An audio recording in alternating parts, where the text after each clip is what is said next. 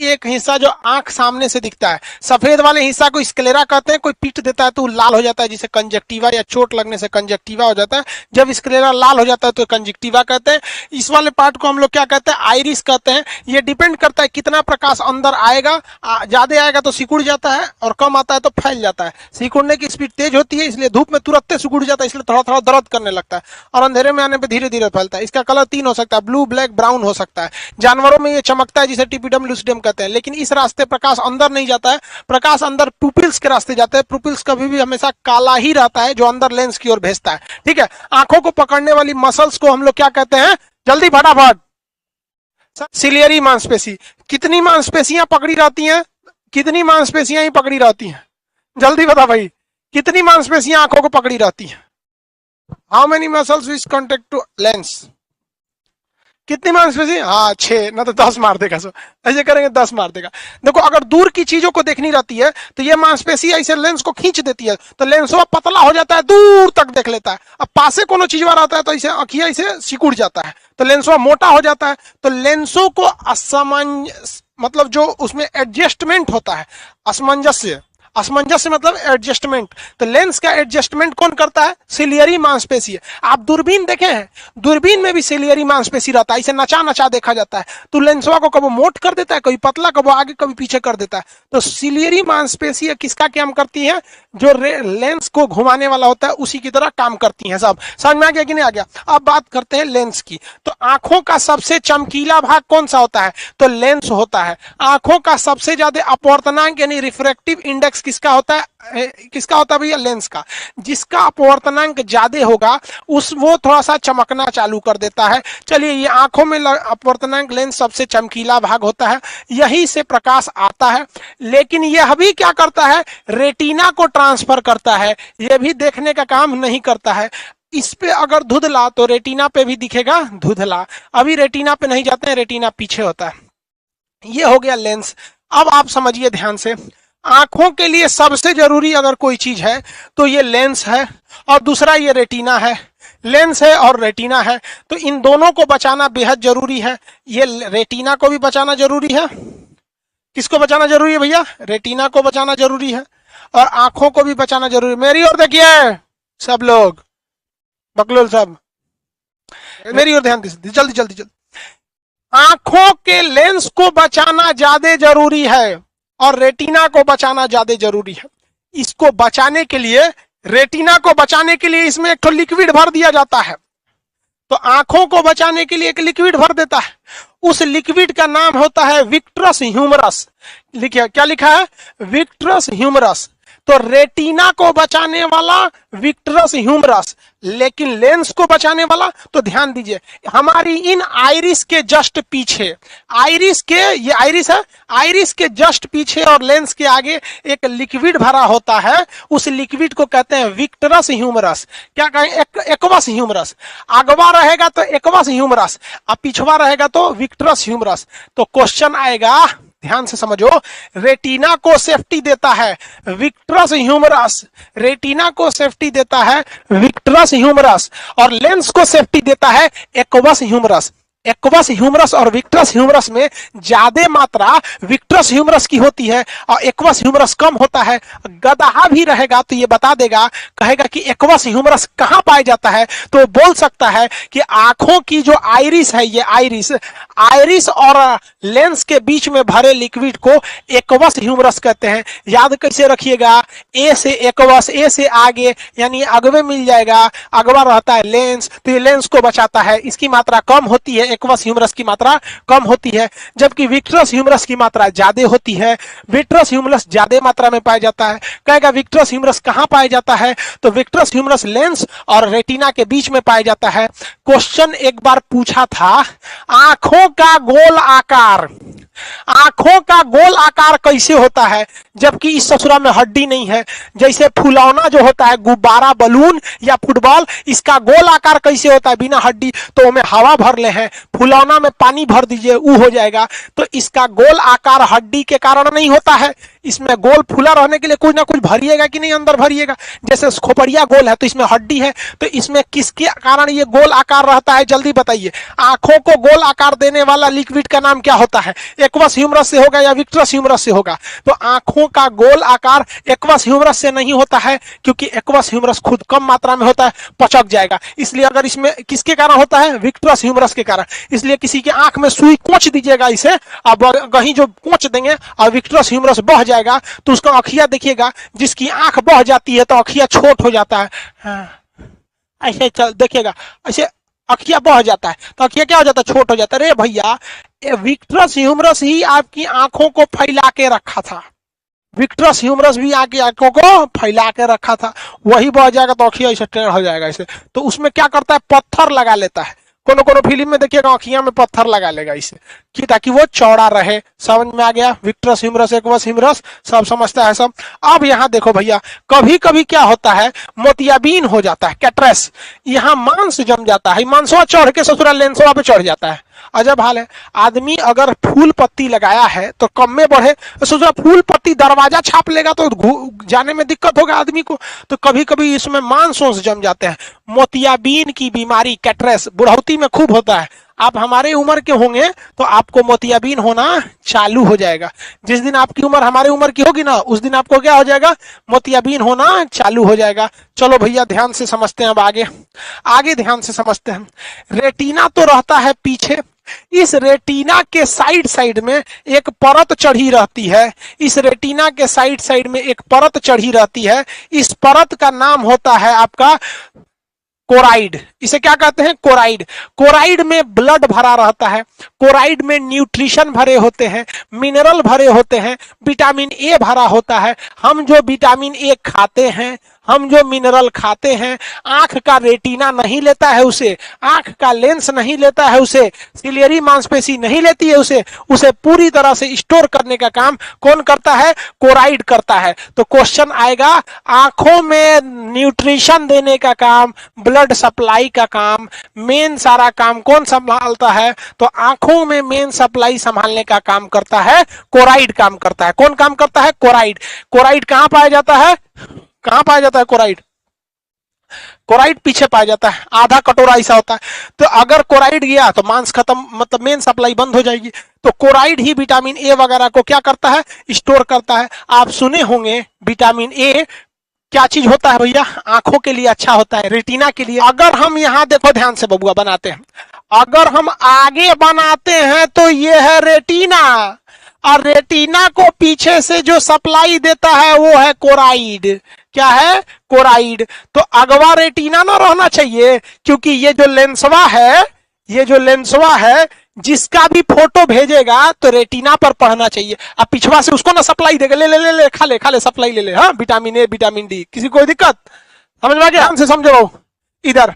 अब हमको कोराइड पे ज्यादा मेहनत करने की जरूरत नहीं है, अब कोराइड पे मेहनत करने की जरूरत नहीं है। अब हम मेन करते हैं किस पर? रेटिना पर। किस पर? रेटिना पर। रेटिना कोराइड में सिचुएशन में लगभग का बहुत कम का अंतर रहता है। समझ में आ गया कि नहीं आ गया? बहुत ही कम का अंतर रहता है, बहुत ही कम का अंतर रहता है।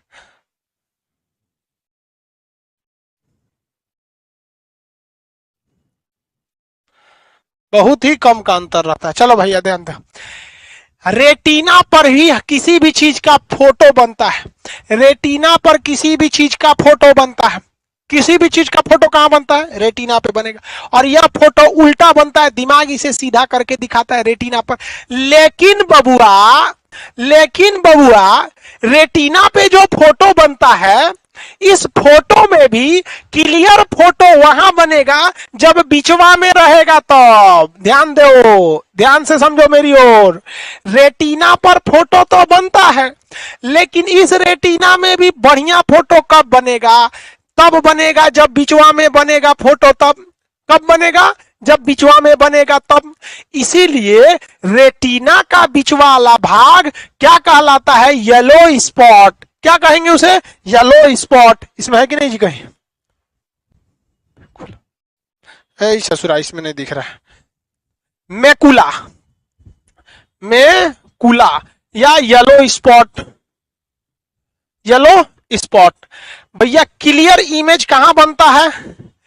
क्लियर इमेज कहेगा, एकदम साफ फोटो, क्लियर इमेज, तो कहां बनता है? रेटिना के बिचवा में बनता है, जिसे हम लोग मैकुला या येलो स्पॉट कहते हैं। तो किसी को भी फोटो देखने के लिए ना आप उसको आँखिया के बीच में लाते होंगे, ऐसे साइड से देखिएगा ना, जैसे आदमी कोई साइड से खड़ा रहेगा ना, हाँ ऐसे कहेगा, हाँ कैसे हैं, क्या हाल चाल है, ठीक है मिश्रा जी, क्या हाल चाल है, सब दुकानदारी ठीक चल रहा है ना, तो आपको आँखिए दुखा जाएगा, कहेगा रे बकलोलवा, जब तुमको बतियाने हैं मिश्रे जी से तो साइड में काहे बतिया रहा है, इसको मेरे मैकुला यानी बीच में लाओ ना, तो आदमी गटइये बीच में ले आ देता। हाँ अब बताइए क्या हाल चाल है, क्यों ऐसे बोलता है क्या हाल चाल है? क्योंकि जब आप एकदम धड़ाधड़ मुंह के सामने रहेंगे, तो जब मुंह के सामने रहेंगे धड़ाधड़, तो फोटो बनेगा रेटिना पर, लेकिन रेटिना के कहां पे बनेगा? मैकुला यानी बीच वाले भाग में, मैकुला यानी बीच वाले भाग में। तो बीच वाले भाग में बनता है तो आंख दर्द नहीं करता है और फोटो क्लियर दिखता है। इसलिए आप देखिए किसी को साइड से ऐसे देखिएगा तो उस ससुरा रेटिना पे हिया फोटो बन जाएगा, इधर बनेगा, बीचवा में नहीं बनेगा। तो फोटोआ को बनाना है बीचे में, इसलिए खोपड़िया ले आ देते हैं ऐसे, समझ में आ गया कि नहीं? ऐसे देखने के लिए तो साइड में भी देख सकते हैं, लेकिन मजा नहीं आएगा, समझ में आ गया नहीं? साइड से आप लोग किसको देखते हैं पता ही है आप लोग को, सोचा तुम लोग बहुत खचरा है। साइड से जब शुरू में देखेगा ना किसी को ऐसे, लड़की सब किधर से देखती है? लड़की सबको मैकुला से मतलब ही नहीं है, उस सबको क्लियर से मतलब नहीं, उसको लगता है कि हमारा वैल्यू गिर जाएगा, सीधे देख लेंगे, अरे वाह तो मेरा वैल्यू गिर जाएगा। ये लड़की से ऐसे तिरछा देखती है, समझ में आ गया कि नहीं आ गया? तो ऐसे तिरछा देखेंगे से, उन सबको मैकुला उकुला से मतलब नहीं है। समझ में आ रहा है कि नहीं आ रहा? किसी को कोई दिक्कत? आगे बढ़े। तो क्लियर फोटो कहां बनेगा? मैकुला पर। क्लियर फोटो कहां बनेगा? मैकुला पर।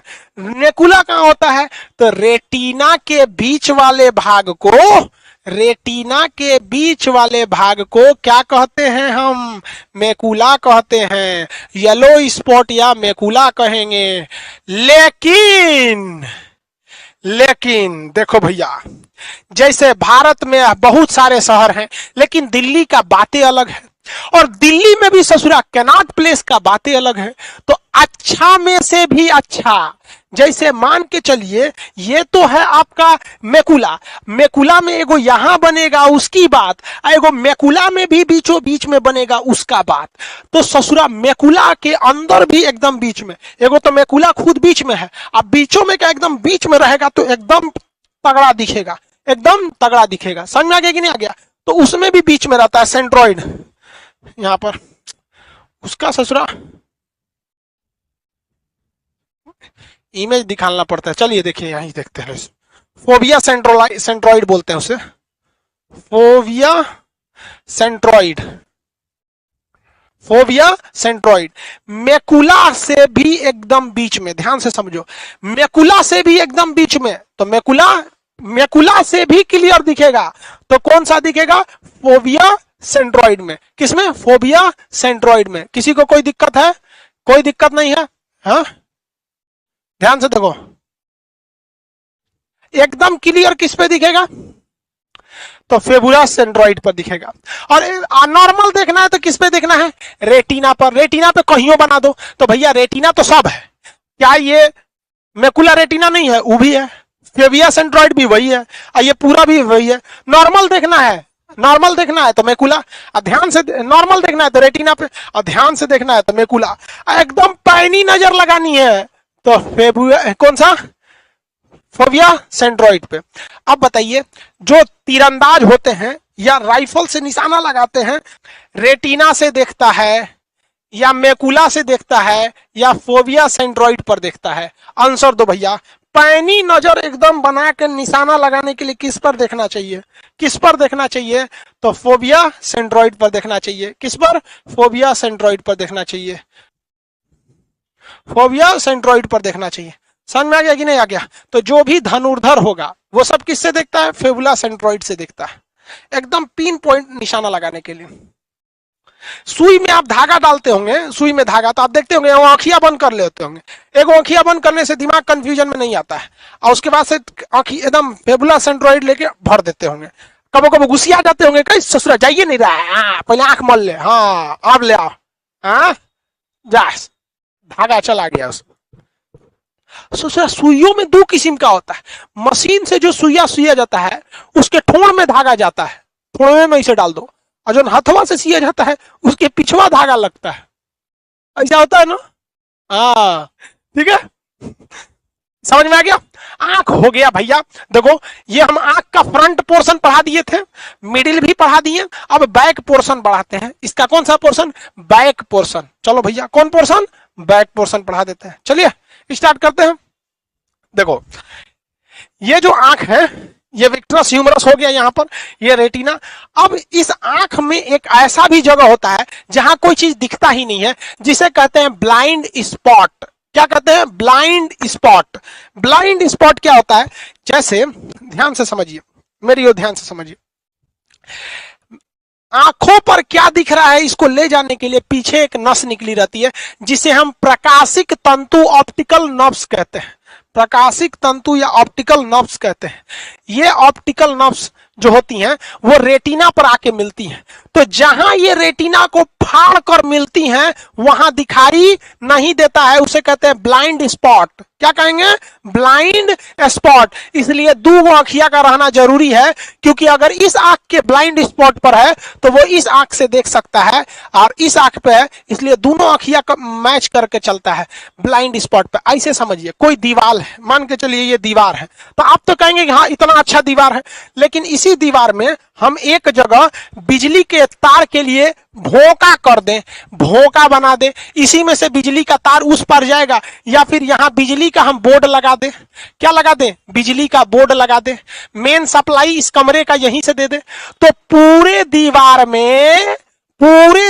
में ये जगह आपके काम में नहीं आएगा। बाकी यहां पर आप पंखा टांगिए, कूलर टांगिए, अपना फोटो माला लगा के चढ़ाइए, किसी का दादा परदादा किसी का फोटो लगाइए, अपने चढ़ के बैठ जाइए, पेंट कराइए, लेकिन ये आपके लिए नहीं काम आएगा, क्योंकि यहां से आया है वायरिंग, उतना भोंका छोड़ना पड़ेगा। आप देखिए आपके घर में भी जहां बिजली का बोर्ड लगता है वो ब्लाइंड स्पॉट है, वो जगह आपके किसी काम का नहीं आ जाता है। समझ में आ गया कि नहीं आ गया, किसी को कोई दिक्कत, समझे ध्यान से। जहां मेन सप्लाई आता है वो आपके किसी काम का नहीं रह जाता है, वो हो जाता है ब्लाइंड स्पॉट। उसी तरह आंखों में यहां जहां से नर्व्स आके जुड़ जाती हैं यहां पर, तो यहां बन जाता है ब्लाइंड स्पॉट, वो दिखता नहीं है, जिसे कहते हैं अंध बिंदु। क्या कहेंगे, अंध बिंदु। तो याद रखियो येलो स्पॉट भी रेटिना पर ही होता है, मैकुला उसी को कहते हैं रेटिना पर ही होता है, और क्या कहते हैं उसे, फोबिया सेंट्रॉइड भी रेटिना पर ही होता है। और रेटिना में उस जगह जिधर से ये नसें जाके भोंका कर देती हैं, उस भोंका को क्या कहते हैं, ब्लाइंड स्पॉट। नहीं दिखता है, लेकिन ये भोंका भी जरूरी है। जिस तरह से आपके घर में वायरिंग का तार आया है वो भोंका भी जरूरी है, नहीं रहेगा तो सप्लाई कहां से आएगा। तो ये ही भोंका जो है, ऑप्टिकल नर्व्स जो हैं, ये सारे फोटो को, इमेज को, चाहे वो रेटिना पे बना हो, मैकुला यानी व्हाइट येलो स्पॉट पर बना हो, या फिर फेबुआ सेंट्रॉइड पर बना हो, सबको लेकर कहां चली जाती हैं, ब्रेन में लेकर चल जाती। तो ये हो गया पीछे का हिस्सा। देखिए ध्यान से, ये क्या है भैया, ऑप्टिकल नर्व्स है। ये क्या है, ऑप्टिकल नर्व्स। यही है ब्लाइंड स्पॉट, जहां से ये एंट्री मारा है, जहां से क्या मारा है, एंट्री मारा है। और यहीं से सिग्नल लेकर ये कहां चला जाता है, ब्रेन में। यहां से सिग्नल लेके कहां चला जाता है, ब्रेन में चला जाता है। होल मीन्स भोंका। अरे एक ही चीज है यार, बिहार में भोंका बोला जाता है, भोंका या होल, इंग्लिश में उसको होल कहिए, हिंदी में भोंका कहिए। चलिए ध्यान से देखो इधर, ये तो समझ में आ गया। अब ये जो नसें होती हैं, ये नसें, इसमें दो तरह की नसें आती हैं। आपके घर में भी सप्लाई आता है तो दो तरह से आता है, फेज और एगो न्यूट्रल। दो जाता है कि नहीं, फेज और एगो न्यूट्रल, दोनों जरूरी है। वैसे ही आंखिया में जो केबल का सप्लाई देख रहे हैं, इस केबल के सप्लाई में भी दो है, एगो फेज एगो न्यूट्रल, एगो फेज एगो न्यूट्रल। कौन है भैया में, फेज और न्यूट्रल है। फेज और कौन सी है, न्यूट्रल है। इसी को कहते हैं रॉड, और एक को कहते हैं हम लोग शंकु, रॉड एंड कोन। देखिए कैसे रॉड एंड कोन कैसे है भैया, दिखाते हैं। इसमें तो ये दिख ही नहीं रहा है, दिख रहा है आप लोग को, ये पीएनजी है, दिखता ही नहीं है। बैकग्राउंड चेंज कर देते हैं। हाँ चलो भाई,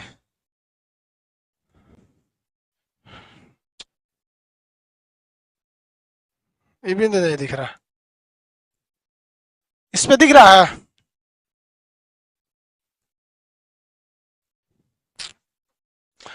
इसी पे दिख रहा था। चलिए बैकग्राउंड चेंज कर दिया।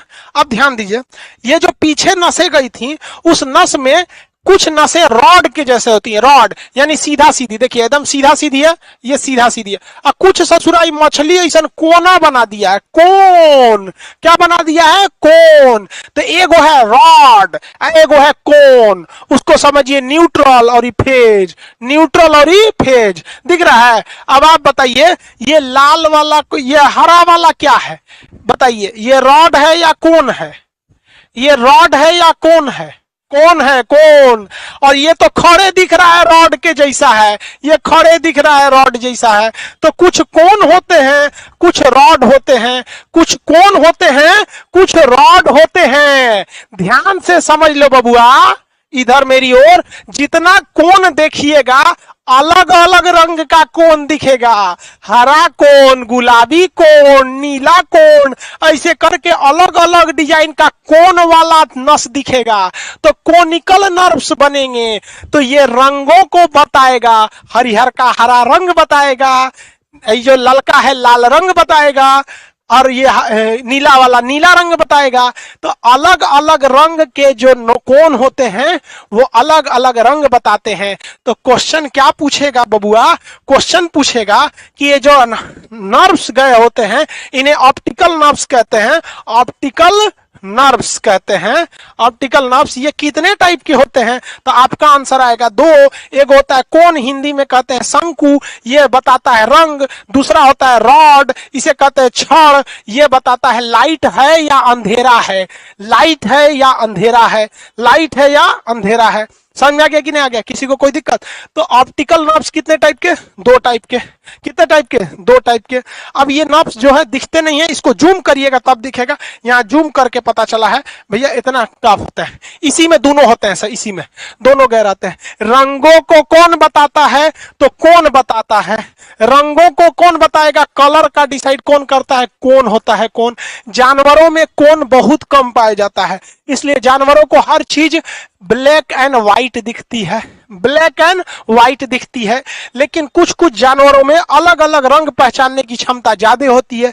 जैसे सांड में कोन की मात्रा नहीं पाई जाती है, बहुत कम दिखता है। सांड को पूरी दुनिया ब्लैक एंड व्हाइट दिखती है, लेकिन ललका रंगवा वो देख लेता है, इसलिए सांड के पास लेके जाएंगे ललका रंगवा भड़क जाएगा। सांड के पास जाएंगे ललका रंगवा लेके भड़क जाएगा। सांड को ललका रंग देख के सांड भड़क जाता है। हाँ, हम लोग जब एनसीसी करते थे तो एनसीसी में हम लोग में अलग अलग टास्क दिया जाता है कि आज तुम ये करो वो करो। तो हम लोग कभी गोली चलाने को देगा, कभी जंगल वारफेयर देगा, कई कई चीज देता है। तो उस दिन एक दिन हम लोग को मिल गया ट्रैफिक मैनेजमेंट, कि जितने एनसीसी वाले हैं ट्रैफिक जाके कंट्रोल करो। तो उसमें लड़का लड़की दोनों रहती हैं सब। हम थे आरपी, आरपी का मतलब होता है रेजिमेंट पुलिस, आरपी आरपीसीएचएम बोलते हैं, रेजिमेंट पुलिस। तो लड़की सबको कहा, हम ड्यूटी बांट रहे थे कि भाई देखो 4-5 आदमी उधर लाइन में चले जाओ, कुछ इसमें इधर चले जाओ, और गोलंबर पे एगो रह जाए। तो एगो लड़की कह रही है हमसे, हमको झंडा दो, तो हम गोलंबर पे रहेंगे, हम धूप में नहीं जाएंगे, मेहनत करना चाहती नहीं है। तो गोलंबर पे बैठ गई झंडा लेके, लाल झंडा और हरा झंडा। तो जिसको सिग्नल देना है हरा हरा, हम लोग जाके साफ कर रहे थे। चलो चलो चलो लाइन लगाओ, ग्रीन हो गया तले। इसी में ना एगो सांड निकल गया। क्या निकल गया, सांड। अब उस ससुरा सांड को क्या पता ट्रैफिक पुलिस क्या होता है। हम लोग सोचा एनसीसी वाला लोग साइड हो गए, ससुरा मारेगा, एक कुछ ना बुझाता है। अब उस सांड ससुरा चल गया गोलंबर पर, और गोलंबर पे वो लड़कियां थी, और वो लड़कियां क्या करी, साढ़वा को लाल झंडा दिखा रही कि इधर से मत आओ, लाल झंडा। अरे बकलोल कहीं का गोलंबर पे चढ़ गया, कूद के भागी। अरे बाप रे, सांड आ गया। अरे बकलोल कहीं की, सांड को तू लाल झंडा दिखाएगी कि रुक जा, उतना ट्रैफिक रूल पड़ता है। समझ में आ गया, किसी को दिक्कत मतलब गोलंबर पे सांड को चढ़ा रहे। चलिए ध्यान दीजिए। तो शंकुआकार कोशिकाओं का काम क्या होता है, रंगों को बताना। किसको बताना, रंगों को बताना। तो कलर ब्लाइंडनेस में ध्यान से समझो बबुआ, क्वेश्चन कहेगा कलर ब्लाइंडनेस में छड़ वाला प्रभावित होता है, रॉड प्रभावित होता है, या कोन प्रभावित होता है। कलर ब्लाइंडनेस में कौन प्रभावित होता है? आप बताइए, कलर ब्लाइंडनेस में कौन प्रभावित होता है? रॉड प्रभावित होगा या कौन? कलर ब्लाइंडनेस में कौन प्रभावित होता है? लेकिन एक बीमारी होती है, कमजोरी से एक बीमारी होती है, विटामिन ए की कमी से एक बीमारी होती है, नाम है उसका रतौंधी। क्या नाम है? रतौंधी। नाइट ब्लाइंडनेस, कलर ब्लाइंडनेस नहीं, नाइट ब्लाइंडनेस। रतिया शाम होता है ना, तो के सामने से नहीं दिखाई देगा, रोशनी तनिको कम हुआ तो उसको धुंधला दिखने लगता है। तो रतौंधी यानी नाइट ब्लाइंडनेस में कौन डिस्टर्ब होगा या रॉड?